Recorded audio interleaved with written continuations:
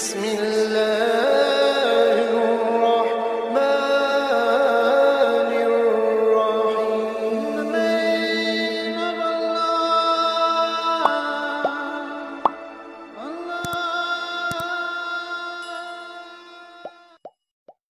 sebuah masa yang terhampar luas di antara lembaran-lembaran sejarah, terdapat seorang raja yang bijaksana, melampaui batas zaman. Raja Zulkarnain, pemimpin yang namanya terukir dalam kitab suci sebagai simbol keadilan dan kekuatan. Kisah ini membawa kita ke perjalanan beliau yang penuh dengan petualangan, keberanian, dan ketakwaan. Sebuah perjalanan yang mengungkapkan bagaimana beliau mengarungi dunia, menghadapi tantangan, dan membangun sebuah tembok yang tidak hanya terbuat dari batu, tetapi juga dari iman yang kokoh terhadap Sang Pencipta. Pada zaman yang diselimuti oleh keagungan Nabi Ibrahim, bersemayamlah seorang raja yang gemilang kekuasaannya. Kisahnya terukir indah dalam lembaran Al-Quran, dalam surah Al-Kahfi. Sang raja yang dimaksud adalah Zulkarnain, sosok yang bersinar dalam gemerlap sejarah dan kebijaksanaan. Pada zaman itu, gemintanglah seorang raja yang dihormati, yang diabadikan dalam sejarah dengan nama Zulkarnain. Dalam masa itu, terpatri keyakinan bahwa tidak ada seorang penguasa yang mampu menaklukkan seluruh dunia, kecuali 4 individu yang menonjol. Di antaranya, 2 berasal dari kalangan yang beriman, sementara yang lainnya tidak menyucikan hatinya dengan iman. Di antara mereka yang bermartabat iman, terdapat Nabi Sulaiman alaihi salam yang dikenal sebagai raja yang bijaksana dan juga beriman. Dan juga Raja Zulkarnain yang memiliki kearifan luar biasa dalam memimpin. Sementara itu, di antara mereka yang tidak menemukan kedamaian dalam pelukan iman adalah Bukhtanasar dan Fir'aun Namrud yang legendaris dalam cerita sebagai penguasa yang sombong dan menentang kebenaran.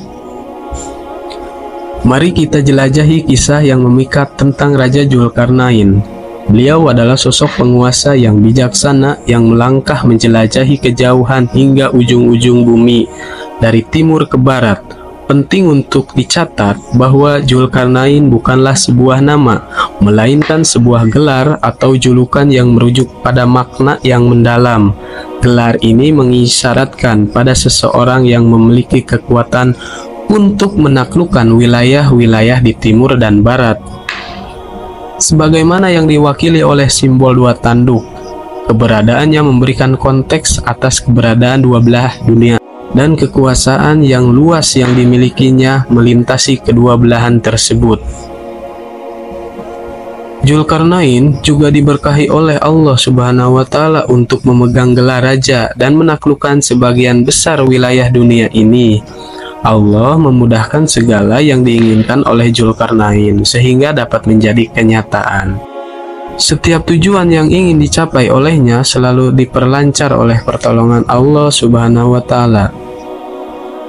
Terdapat sosok yang sungguh luar biasa, seorang penguasa yang dianugerahi kecerdasan yang tak terhingga serta didukung oleh pasukan yang melimpah. Beliau merupakan perwujudan dari figur seorang raja yang sempurna, dihormati oleh seluruh kerajaan. Ada kalanya beberapa pihak mungkin mencurigai bahwa beliau adalah Iskandar Al-Makduni atau Alexander yang Agung, raja yang terkenal dengan kebesaran dan mendirikan negara Iskandaria yang legendaris. Meski demikian, pandangan tersebut ditepis oleh para ulama yang menegaskan bahwa Alexander bukanlah sosok yang beriman, sehingga menarik perdebatan yang mendalam.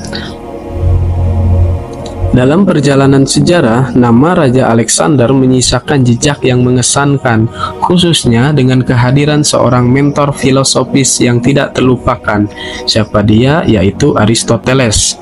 Namun pencerahan tersebut juga membawa perbincangan yang menarik. Aristoteles merupakan seorang filsuf yang diakui luas kebijaksanaannya. Ternyata menegaskan ketiadaan keyakinan pada agama tertentu, menunjukkan sifat ateisnya. Kontras dengan keadaan Zulkarnain yang dipandang sebagai seorang hamba yang beriman dalam perjalanannya. Saat Raja Dzulkarnain dan pasukannya melangkah menjelajahi wilayah kekuasaannya, dunia terbentang luas di hadapan mereka, memunculkan misteri dan keajaiban di setiap sudutnya. Suatu hari, ketika mereka melanjutkan perjalanan menuju barat, menyusuri jalur matahari hingga puncak kemegahan senja, mereka tiba di suatu tempat yang tak tertandingi keindahannya. Di ujung barat bumi ini, mereka disuguhi pemandangan yang memukau. Matahari tampak meredup seakan tenggelam dalam lautan hitam legam, menciptakan adegan yang mempesona dan memikat hati. Ketika Raja Dzulkarnain sampai di suatu tempat, dia menemukan sebuah komunitas yang ternyata adalah kafir. Mereka menyimpang dari kepercayaan kepada Allah Subhanahu wa Ta'ala. Allah memberikan pilihan kepada Dzulkarnain, apakah engkau akan menyerang mereka ataukah ingin berbuat baik kepada mereka, karena mereka adalah kaum yang kafir, melakukan syirik kepada Allah Subhanahu wa Ta'ala. Dzulkarnain pun memilih untuk menyebarkan dakwah kepada mereka, mengajak mereka untuk menyembah Allah Subhanahu wa Ta'ala dan menunjukkan jalan yang lebih baik. Dengan tegas, Dzulkarnain mengatakan, "Siapa di antara kalian yang berbuat zalim akan kami hukum setelah kalian meninggal di dunia, dan di akhirat kalian akan mendapat siksaan yang lebih pedih daripada yang kalian alami di dunia. Namun jika kalian menerima dakwahku, kami akan memperlakukan kalian dengan sangat baik dan kalian akan mendapatkan surga di akhirat nanti." Dengan kekuatan dan keberanian pasukannya, Dzulkarnain memberikan ultimatum kepada kaum tersebut dengan kelebihan yang menakjubkan. Setelah berhasil menyebarkan dakwah kepada mereka, Dzulkarnain dan pasukannya melanjutkan perjalanan menuju ujung timur dunia ini. Suatu hari mereka tiba di suatu tempat di mana matahari terbit, di mana mereka menemukan sebuah kaum yang terlindungi dari teriknya matahari. Tempat ini terdapat dua pendapat dari para ulama. Pertama, tempat tersebut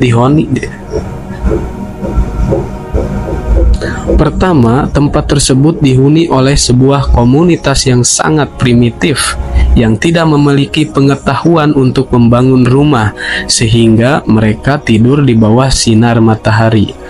Pendapat kedua menganggap tempat tersebut sebagai wilayah di mana matahari tidak pernah terbenam, menciptakan suasana yang unik dan menakjubkan bagi penduduknya. Setelah memberikan dakwah kepada kaum tersebut, Dzulkarnain memberikan peringatan yang serupa. Dia menyampaikan bahwa jika mereka menolak dakwahnya, mereka akan dihadapi dengan perang. Demikian pula sebaliknya, karena mereka berada di bawah kekuasaan Dzulkarnain, penting untuk dicatat bahwa wilayah kekuasaannya sangatlah luas, meliputi sebagian besar wilayah dunia ini. Setelah menyelesaikan tugasnya dengan kaum tersebut, Dzulkarnain melanjutkan perjalanan ke ujung timur dan barat. Dan sekarang dia menuju arah vertikal dunia ini. Di sini belum jelas ke arah mana perjalanan dilanjutkan, apakah ke utara atau selatan. Namun yang pasti adalah bahwa Dzulkarnain dan pasukannya melanjutkan perjalanan menuju suatu tempat yang dihiasi oleh dua gunung besar dan menjulang tinggi. Di lokasi tersebut, mereka menemukan sebuah komunitas yang berbicara dengan bahasa yang sangat berbeda dengan bahasa yang dikenal oleh Dzulkarnain. Mereka hampir tidak bisa saling memahami sehingga menimbulkan keraguan dan kebingungan di antara Dzulkarnain dan pasukannya. Kemudian bagaimana mungkin Dzulkarnain bisa berkomunikasi dengan mereka? Mungkin Allah memberikan ilham berupa kemudahan untuk berinteraksi, atau mungkin ada seorang penerjemah di sisi Dzulkarnain yang memahami bahasa mereka, sehingga komunikasi menjadi lancar baginya. Saat berkomunikasi dengan kaum tersebut, ternyata mereka mengeluhkan situasi mereka. Di wilayah tersebut terdapat dua kabilah yang berbeda, yaitu Ya'juj dan Ma'juj yang sering melakukan tindakan merusak. Mereka memohon kepada sang raja untuk membangun sebuah dinding pemisah antara kedua kabilah tersebut. Sebagai imbalannya, mereka siap memberikan upah kepada sang raja. Namun secara logika, ini adalah tugas yang sangat berat. Bagaimana mungkin mereka membangun sebuah tembok yang bisa menghubungkan dua gunung yang berjauhan?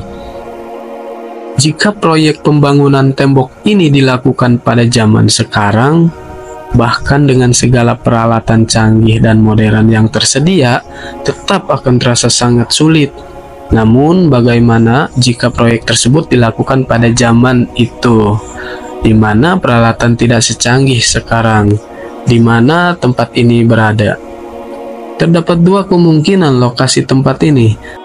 Pertama, dalam sebuah buku yang diterbitkan oleh Syekh Hamdi bin Hamzah Abu Zaid pada tahun 2007, dia berpendapat bahwa tembok besar Cina adalah tembok yang dibangun oleh Zulkarnain. Dan menurut penelitian yang dilakukan oleh Syekh Hamdi, beliau menelusuri akar-akar sejarah yang menyelimuti kabilah Ya'juj dan Ma'juj. Dari penelitiannya, ia menyimpulkan bahwa kabilah ini merupakan bangsa Mongol yang berasal dari wilayah utara. Mereka terkenal dengan kebiasaannya merusak dan menghancurkan setiap negeri yang berasal mereka taklukkan, meninggalkan jejak kehancuran di sepanjang perjalanan sejarah. Namun ada pula pandangan yang berbeda yang menarik perhatian. Beberapa ahli berpendapat bahwa tembok yang disebutkan dalam kisah Zulkarnain berada di lokasi antara wilayah Azerbaijan dan Armenia. Ini menimbulkan pertanyaan yang menarik. Apakah tembok tersebut benar-benar merupakan tembok besar Cina seperti yang biasa dianggap, ataukah ada struktur lain yang belum terungkapkan di wilayah tersebut yang sejalan dengan deskripsi dalam kisah Zulkarnain?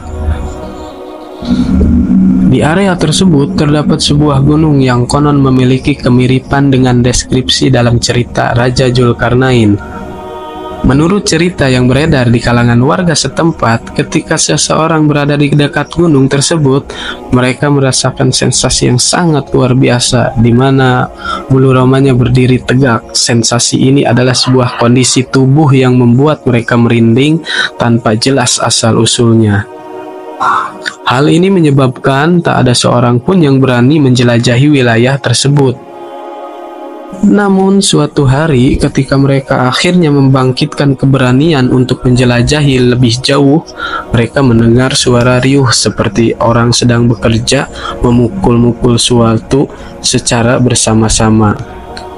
Tak hanya itu, ada pula cerita dari warga sekitar yang mengatakan bahwa mereka pernah melihat manusia berdiri di atas gunung itu, kemudian dihempaskanlah oleh angin kencang hingga jatuh ke dalam gunung tersebut. Namun, sampai saat ini tidak ada yang benar-benar tahu di manakah dua lokasi yang telah disebutkan tersebut. Ketika kaum tersebut mengemukakan permohonan kepada Raja Zulkarnain untuk membangun dinding pemisah yang akan melindungi mereka dari kabilah Ya'juj dan Ma'juj, mereka menawarkan imbalan kepada sang raja sebagai kompensasi atas jasa yang akan diberikannya.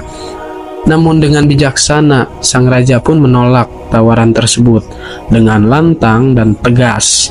Sang raja menyatakan bahwa segala pemberian dan ketentuan dari Allah Subhanahu wa Ta'ala jauh lebih mulia dan bernilai daripada apapun yang bisa diberikan oleh manusia. Sebagai gantinya, sang raja meminta agar mereka turut serta dalam pembangunan dinding tersebut. Ia menyadari bahwa kerjasama antara kaum tersebut dengan pasukannya akan mempercepat proses pembangunan dan memperkuat persatuan di antara mereka. Setelah berdiskusi panjang lebar dan mencapai kesepakatan bersama, Mereka bersama-sama memulai proyek pembangunan dinding pemisah dengan semangat dan tekad yang tinggi. Mereka bekerja keras mengatasi segala rintangan dan hambatan yang muncul di sepanjang perjalanan demi mewujudkan perlindungan bagi masyarakat mereka. Kemudian langkah pertama yang diambil oleh Raja Zulkarnain adalah meminta kaum tersebut untuk menyediakan potongan-potongan besi dalam jumlah yang sangat besar. Permintaan ini bukanlah hal yang sepele, mengingat proyek pembangunan dinding pemisah tersebut memerlukan bahan yang kuat dan melimpah agar dapat menutupi kedua gunung sebagaimana yang direncanakan. Setelah potongan-potongan besi tersedia, sang raja memerintahkan agar mereka disusun secara rapih dan tertata dengan baik, sehingga mampu menutupi celah di antara dua gunung tersebut. Proses penyusunan ini membutuhkan ketelitian dan kecermatan agar hasilnya dapat sesuai dengan rencana. Ketika potongan-potongan besi telah disusun dengan baik, langkah selanjutnya adalah memanaskan tumpukan besi tersebut menggunakan api. Pemanasan ini bertujuan untuk membuat besi menjadi lebih lentur dan mudah diolah untuk proses selanjutnya. Setelah besi terpanaskan dengan baik dan memancarkan nyala api akibat suhunya yang tinggi, saat inilah sang raja memerintahkan untuk menuangkan cairan tembaga di atas tumpukan besi.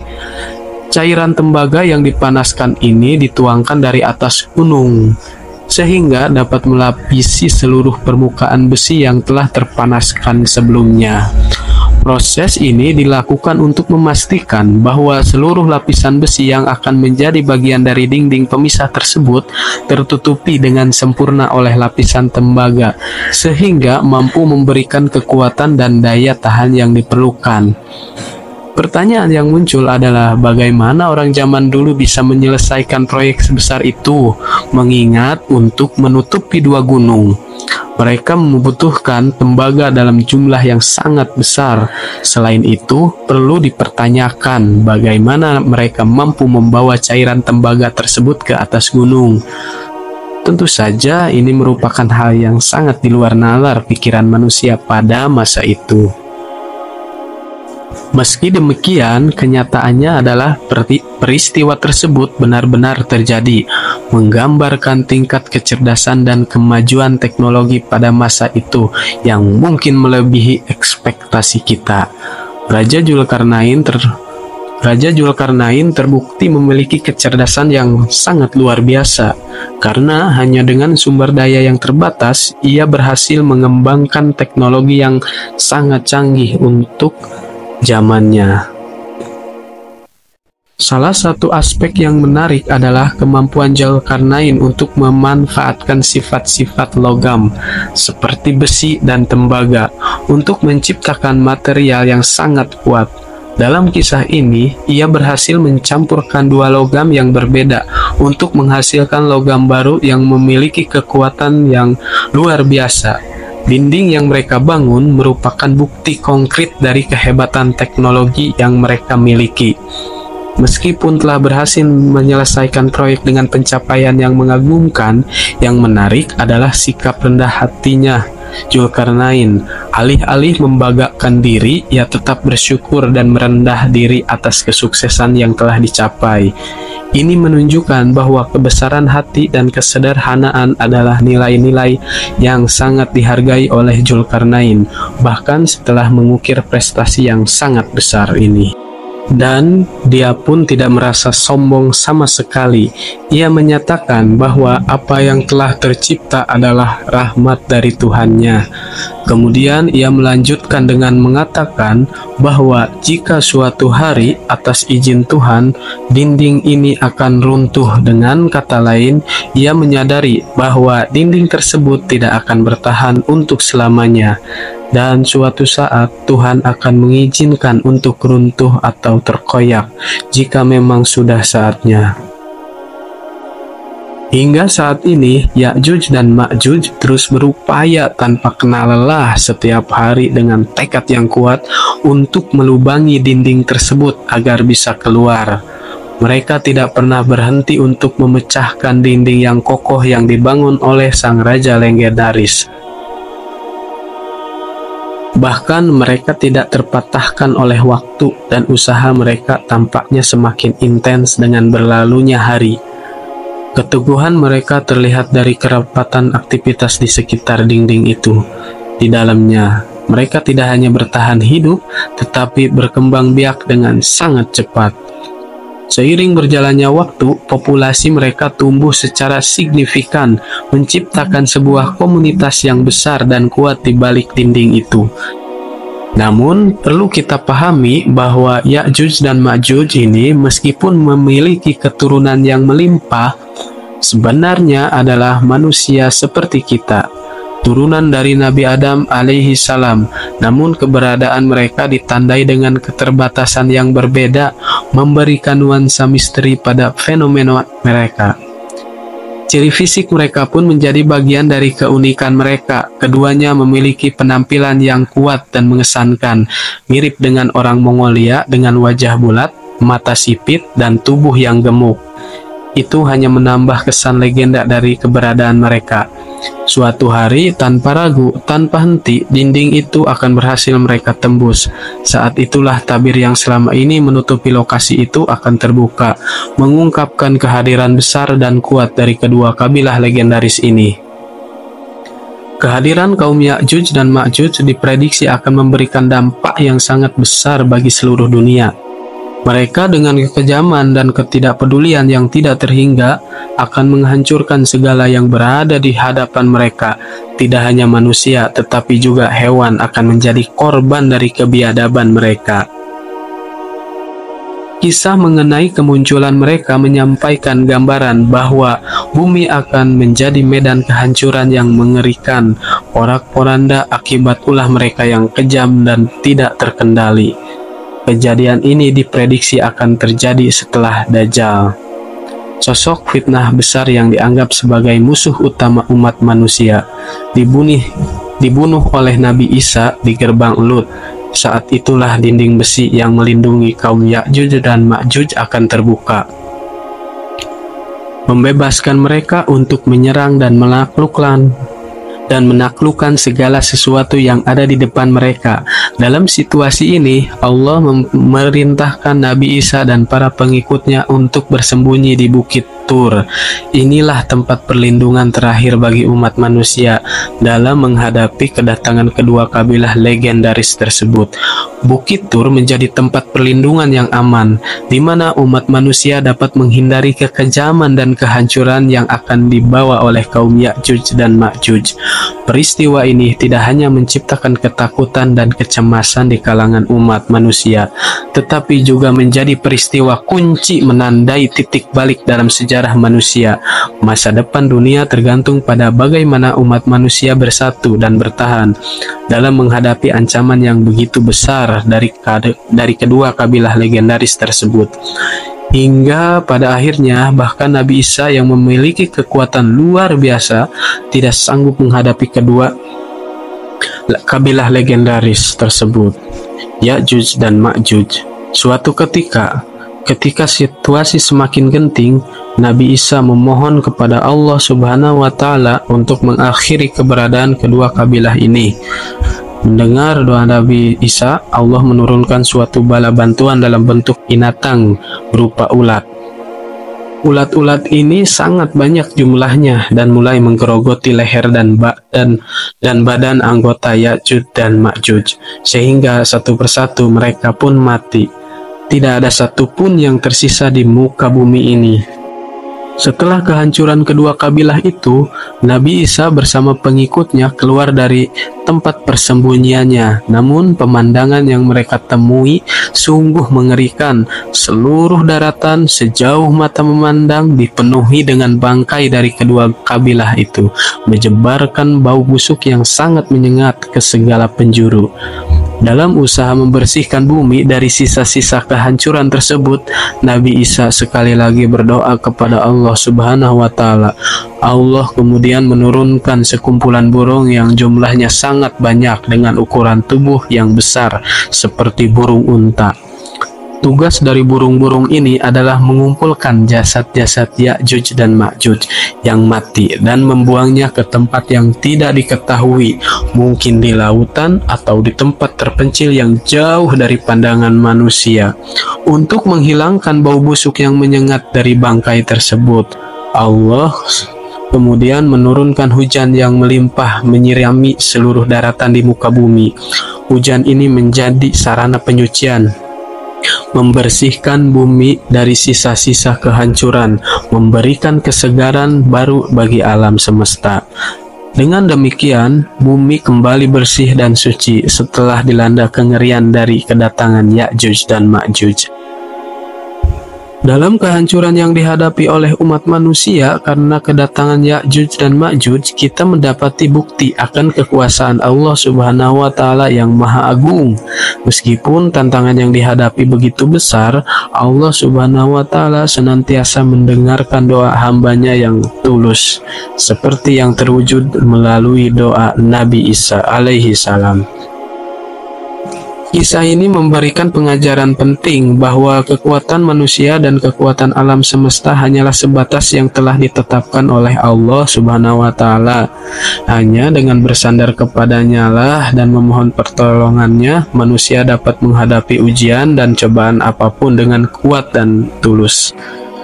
Dengan demikian, mari kita selalu berusaha menjaga ketaatan kepada Allah Subhanahu wa Ta'ala, menguatkan iman dan senantiasa berdoa kepadanya dalam setiap langkah hidup kita. Dengan izinnya, kita akan mampu menghadapi segala ujian dan cobaan, serta meraih keselamatan dan kebahagiaan di dunia maupun di akhirat.